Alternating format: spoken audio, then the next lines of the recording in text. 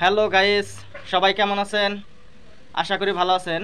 আমার ভিডিও যদি আপনাদের ভালো লাগে তাহলে অবশ্যই সাবস্ক্রাইব করতে ভুলবেন না। সাবস্ক্রাইব করে বেল বাটন চালু করে দেবেন যাতে আপনাদের মাঝে সুন্দর সুন্দর ভিডিও আমি উপহার দিতে পারি। তাহলে চলুন পরের ভিডিওতে। চলে আসলাম গহেটা বাজার, নাগরপুর, টাঙ্গাইল। বর্তমানে আছি গহেটা উদয়তারা উচ্চ বিদ্যালয়ের সাথে।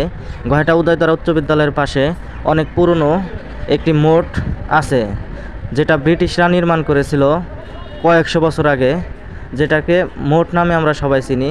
নাগরপুর উপজেলার কোনো একটা লোক এই গহেটা মঠটাকে না চেনে, সবাই এই মঠটাকে খুব ভালোভাবে চেনে থাকে। তো আপনারা দেখুন, এটার উচ্চতা এখনও অনেক রয়েছে।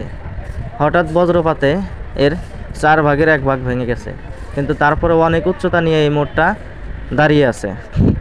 সত্যি অসাধারণ, নিজ চোখে না দেখলে বোঝা যাবে না, সত্যি অসাধারণ।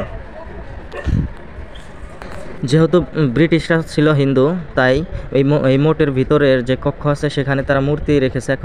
এখন এটার ভিতরে তারা পুজো করে। সাইডে তাদের আরেকটা মন্দির আছে, ওখানেও তারা এখন পুজো করে।